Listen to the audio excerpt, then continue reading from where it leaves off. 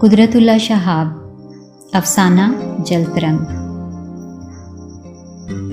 صبح سے اس کے 2 بار نکسیر پھوٹ چکی تھی۔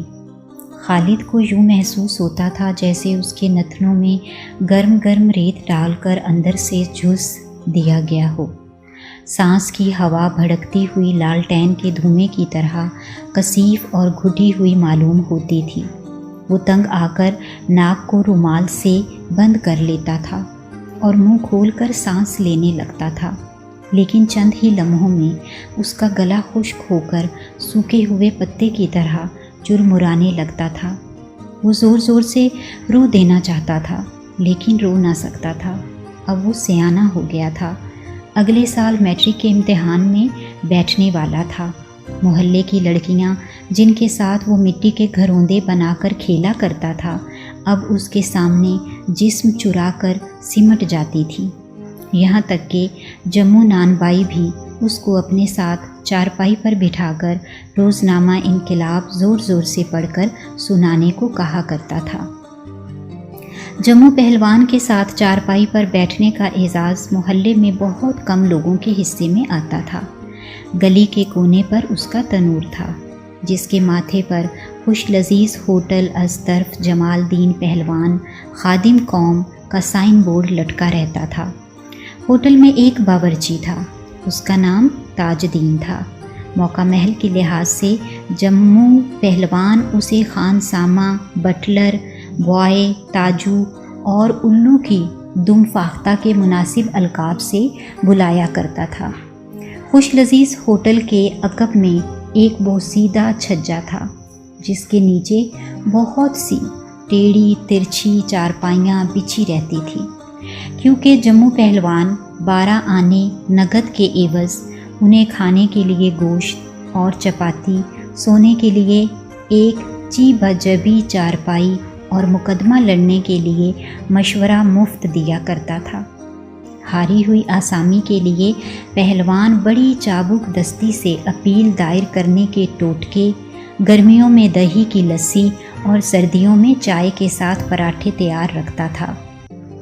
جیتنے والوں کے لیے تاج دین خان سامہ مرغ ذبح کر لیتا تھا یا پلاؤ اور قورمے کے ساتھ شامی کباب بنا لیتا تھا۔ یہ اور بات ہے کہ ایسے موقعوں پر خوش لذیذ ہوٹل کے نرخ ذرا بے لذت حد تک اونچے چڑھ جاتے تھے، لیکن اگر ڈوبتی ہوئی امیدوں کو تنکے کا سہارا مل رہا ہو اور اچھلتے ہوئے دل کے سامنے عین موقع پر بھنا ہوا مرغ اور کرارے کرارے شامی کباب رکھ دیے جائیں تو وکیلوں، مختاروں، پیشکاروں اور کلرکوں کی زد سے بچے ہوئے چند حقیر ٹکے یاروں کے یار جموں پہلوان کے ہوٹل میں خرچ کرنے میں بھلا کس کو اعتراض ہو سکتا تھا۔ ہوٹل کے سامنے سڑک پر ایک مضبوط سی چارپائی پڑی رہتی تھی۔ اس پر جموں پہلوان تکیہ لگائے میرے مجلس کی حیثیت سے بیٹھتا تھا۔ گاہکوں، ملاقاتیوں اور مسافروں کے لیے آس پاس لکڑی کے بینچ اور لوہے کی کرسیاں پڑی رہتی تھیں۔ بیٹھے بٹھائے دل میں کئی بار پہلوان کو شک ہوتا تھا کہ شاید گوشت ٹھیک سے بھونا نہیں گیا، شاید کبابوں میں مرچ زیادہ ہو، شاید قیمے میں نمک کم ہو۔ اس لیے وہ گھڑی 2 گھڑی کے بعد اپنے خانسامہ بٹلر یا بوائے کو آواز دے کر گوشت کا بھرا ہوا پیالہ یا کبابوں کی پلیٹ منگوا کر چکھ لیا کرتا تھا۔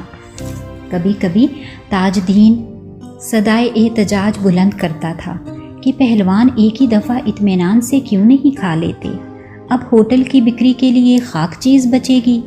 ابے چل کہیں کا، الو کی دم فاختہ نہ ہو۔ پہلوان اپنے چوڑے سینے پر ہاتھ مارتا تھا۔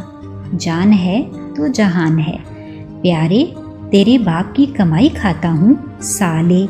آیا بڑا ہوٹل کا مالک تو جو ہو سو ہو، لیکن خوش لذیذ ہوٹل کو لذیذ رکھنا تاج دین کا فرض تھا۔ چنانچہ اس فرض کی انجام دہی کے لیے وہ عموماً دروازے کی اوٹ میں چھپ کر سالن اور کبابوں کا نمک چکھ لیا کرتا تھا۔ خادم قوم اور خادم ہوٹل اور نوکر کی فرشناسی کا سارا نزلہ بیچارے مسافروں پر گرتا تھا۔ لیکن جموں پہلوان کا مربیانہ برتاؤ اور حکیمانہ چرب زبانی کبھی کسی کو یہ محسوس کرنے کی اجازت نہ دیتی تھی کہ سالن میں بوٹیوں کی جگہ پیاز کی بڑی بڑی گنٹھیاں تیر رہی ہیں اور کبابوں میں قیمے سے زیادہ بیسن کی ملاوٹ ہے۔ شام کو جب خالد اسکول کے کھیلوں سے لوٹتا تو جموں پہلوان اسے آواز دے کر اپنی چارپائی پر بٹھا لیتا تھا۔ آؤ بیٹا، خالد بابو، ارے او تاج دین، ایک پلیٹ میں مسالہ دار بھنی ہوئی بوٹیاں تو لاؤ ذرا۔ دیکھتے نہیں بیٹا خالد بابو آیا ہوا ہے۔ اور جب پہلوان اور خالد دونوں مل کر بوٹیوں کا چٹخارا ختم کر لیتے تھے تو روزنامہ انقلاب کا دور شروع ہوتا تھا۔ خالد فر اخبار سناتا اور جموں پہلوان لیٹے ہی لیٹے خبروں پر تبصرہ جاری رکھتا تھا۔ وہ شہیدان طرابلس کے نام پر چندہ اکٹھا کرنے کے لیے رضاکاروں کی ایک ٹولی کے ساتھ بمبئی، کلکتہ اور حیدرآباد کی طرف گھوم آیا تھا، اس لیے وہ بین الاقوامی معاملات پر رائے زنی کرنا اپنا عملی حق سمجھتا تھا۔ آگرہ کے پچھم میں چین کا بادشاہ، بمبئی کے پاس ہانگ کانگ کا ملک، انگریزی ولایت کے عقب میں طرابلس کا میدان جنگ، جموں پہلوان کے تبصرے میں تین چیزیں نمایاں ہوتی تھیں۔ خالد کو کبھی کبھی اس بے تکی لافزنی پر ہنسی آتی تھی، لیکن پہلوان کو ٹوکنا خلاف مصلحت سمجھتا تھا۔ ایسا کرنے سے اسے صرف پہلوان کی چارپائی پر بیٹھ کر مسالہ دار بوٹیاں اڑانے کا مزہ کرکرا ہو جانے کا ڈر تھا، بلکہ پہلوان کی نظر میں اس کا علمی درجہ گر جانے کا بھی اندیشہ تھا۔ چنانچہ خالد مناسب طور سے پہلوان کی باتوں میں لقمہ ہی دیا کرتا تھا۔ پہلوان خوش ہو کر اس کی گردن پر ہاتھ پھیرتا۔ شاباش بیٹا خالد بابو، خوب علم کما رہے ہو، جلدی جلدی کالج کر لو بیٹا، ڈپٹی کمشنر بن کے رہو گے۔ ہاں، جموں پہلوان کی بات پتھر پر لکیر ہے۔ ہاں، ڈپٹی کمشنر کا نام سن کر مقدمہ باز مسافروں کے کان کھڑے ہو جاتے تھے۔ وہ دم بھر کے لیے حقے کی نہ چھوڑ کر خالد کو ایک عجیب سی عقیدت مندی کے ساتھ دیکھنے لگتے تھے۔ اس وقت ان کے دل میں حقیر سے ارمان اٹھتے تھے کہ وہ کسی روز اپنے بیٹوں کو شہر لا کر خالد سے ملا دیں۔ قسمت تو سب کی اپنے اپنے ساتھ ہے، لیکن کون جانتا ہے کہ یہ ملاقات کسی وقت ان کے بیٹوں یا پوتوں کی مقدمہ بازی میں کام آ جائے۔ پتا پر پوت، گھوڑے پر گھوڑا، بہت نہیں تو تھوڑا تھوڑا۔ جموں پہلوان کہا کرتا تھا، کیوں نہ ہو، اپنے باپ کا بیٹا ہے، شاباش میرے شیر، جلدی جلدی کالج کر لو بیٹا خالد بابو۔ جموں پہلوان کے منہ سے اپنے باپ کا ذکر سن کے خالد کو یوں محسوس ہوتا تھا جیسے وہ بھی آگرے کے پچھم میں چین کے بادشاہ کی طرح کوئی فرضی ہستی ہے۔ اس نے اپنے ماں باپ کو دیکھا تک نہ تھا۔ وہ ابھی 1.5 برس کا تھا جب اس کے والدین ریل کے حادثے میں کٹ کر مر گئے تھے۔ خالد کو اس کے ماموں نے اپنے زیر سایہ لے لیا تھا۔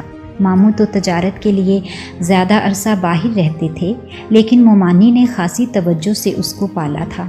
وہ کسی حد تک اس کے ساتھ شفقت کا برتاؤ بھی کرتی تھی، البتہ جہاں معاملہ خالد اور عزیزہ کے درمیان ہو وہاں مومانی کا انصاف کھلم کھلا عزیزہ کا ساتھ دیتا تھا۔ عزیزہ اس کی اکلوتی بیٹی تھی۔ وہ عمر میں خالد سے 3 برس بڑی تھی، لیکن خالد مجبوراً اسے کندھے پر بٹھا کر بازار لے جایا کرتا تھا۔ عزیزہ غصے میں آ کر اس کا منہ نوچ لیتی تھی، قلم توڑ دیتی تھی، کتاب پھاڑ دیتی تھی، اور اگر مومانی سے پٹتا تھا تو غریب خالد۔ ایک روز وہ دونوں رضائی میں لیٹے ہوئے تھے، 20 تک گنتی یاد کر رہے تھے، کسی بات پر الجھ گئے۔ عزیزہ نے کھٹ سے اسے گردن پر کاٹ کھایا۔ خالد کی قمیض خون سے بھر گئی، اور وہ شاید پہلا موقع تھا جب مومانی نے خالد کے لیے عزیزہ کے منہ پر ایک زور کا تھپڑ مارا۔ خالد کی گردن پر بائیں طرف دانتوں کا ایک گہرا سا نشان اب تک نئے چاند کی طرح نمایاں تھا۔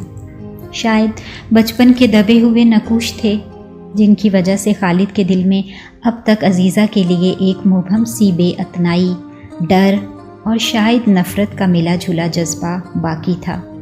وہ عزیزہ کے ساتھ نہایت سرد مہری کا برتاؤ کرتا تھا اور اس کی موجودگی میں ہنسنے اور بولنے سے اعتزاز کرتا تھا، لیکن عزیزہ ایسی نہ تھی۔ وہ خالد کے آرام کا ہر ممکن خیال رکھنے لگی تھی۔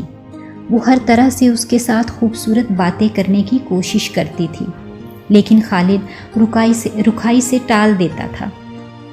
عزیزہ اس کے کپڑوں پر استری کر دیتی تھی، کمرے کی چیزیں کرینے سے سجا دیتی تھی۔ اگر اس کے سر میں درد ہوتا تھا تو سر دبا دیتی تھی۔ اگر فٹ بال کھیلتے ہوئے اس کے پاؤں میں موچ آ جاتی تھی تو اس کی رضائی میں بیٹھ کر گھنٹوں پاؤں دباتی رہتی تھی۔ ایک روز مومانی پڑوس کی شادی میں گئی ہوئی تھی۔ خالد شدید بخار میں مبتلا تھا۔ اس کے انگ انگ میں درد کی ٹیسیں اٹھ رہی تھیں۔ عزیزہ نے اس کا سر دبایا، بازو دبائے، گھٹنے دبائے، لیکن خالد کراتا رہا۔ اس کے درد میں کمی نہ ہوئی۔ وہ جھنجھلا کر اٹھا اور کمبل اوڑھ کر دوسرے پلنگ پر جا لیٹا۔ اگلے سال وہ میٹرک کا امتحان دینے والا تھا۔ اسکول میں گرمی کی چھٹیاں ہو گئی تھی۔ وہ صبح سویرے کتابیں لے کر کمپنی باغ چلا جاتا تھا اور دوپہر تک آم کے پیڑوں کی چھاؤں میں لیٹ کر پڑھتا رہتا تھا۔ اب کئی روز سے کمپنی باغ نہ جا سکا تھا کیونکہ دوپہر کے وقت اسے نکسیر آ جاتی تھی۔ مومانی کا خیال تھا کہ گرمی کا غبار ہے، تھوڑا بہت نکل جائے تو اچھا ہے، لیکن آج صبح سے اس کو 2 بار نکسیر پھوٹ چکی تھی۔ خالد کو یوں محسوس ہوتا تھا جیسے اس کے نتنوں میں گرم گرم ریت ڈال کر اندر سے جھلس دیا گیا ہو۔ اس نے بیزار ہو کر تولیہ کندھے پر ڈالا اور غسل خانہ کی طرف چل دیا۔ شاید ٹھنڈے پانی کی بالٹی میں سر ڈبو کر اسے تسکین ہو، لیکن غسل خانے کا دروازہ اندر سے بند تھا۔ اسے غصہ آیا۔ یہ بھی کوئی نہانے کا ٹائم ہے بھلا؟ وہ غصے سے بڑبڑاتا ہوا گھوما اور گھومتے ہی یوں ہی نادانستہ طور پر اس نے کھڑکی کی ایک دراز سے اندر کی طرف جھانکا۔ جھانکتے ہی اس نے آنکھوں پر ہاتھ رکھ لیا اور بجلی کی طرح تڑپ کر پیچھے ہٹ گیا۔ پھر وہ لمحہ بھر کے لیے رکا اور چوروں کی طرح ادھر ادھر دیکھ کر ایک بار پھر جھانکا، گھوما پھرا، ہچکچایا، لیکن پھر جھانکا۔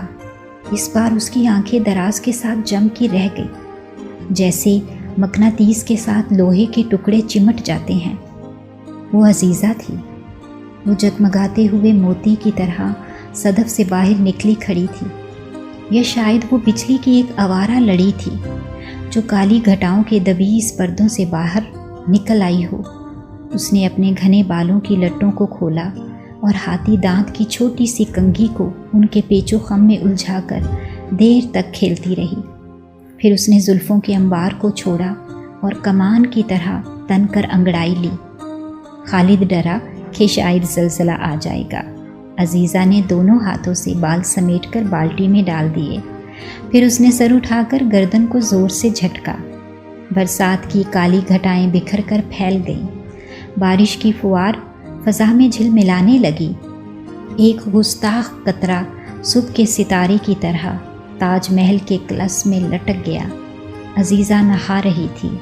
پانی کی لہریں پہاڑی چشموں کی طرح اپنا جل ترنگ بجانے لگی۔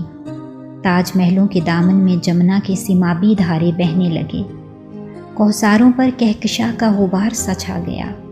میدانوں پر کوسے قزا کے فوارے سے چھوٹنے لگے۔ یہ مچلتا ہوا سیلاب کہاں جا رہا ہے؟ اس بے پناہ طوفان کو کس طرح سمندر کی گود سنبھالے گی؟ خالد کی باہیں سانپ کی طرح بل کھا کر کھڑکی کی سلاخوں کے ساتھ لپٹ گئی۔ پتھر کی دیوار میں ریشم جیسا لوچ آ گیا۔ وہ دیوار کے سینے میں سمایا جا رہا تھا۔ شاید اگلے لمحے وہ جھپاک سے اندر جا گرے گا۔ گرتے گرتے اس کو ایک جھٹکا سا لگا۔ اس کی آنکھیں دم بھر کے لیے بند ہو گئیں۔ اسے یوں محسوس ہوا جیسے وہ برفانی چوٹیوں کے ساتھ لیٹا ہوا لٹو کی طرح گھوم رہا ہے۔ وہ تڑپ کر پیچھے ہٹ گیا۔ اس نے سر کو جھٹکا دے کر آنکھیں کھول دیں اور جلدی سے تولیہ اٹھا کر اپنی خشک ناک پر رگڑنے لگا۔ اسے شک ہوا کہ شاید نکسیر پھر بہہ رہی ہے۔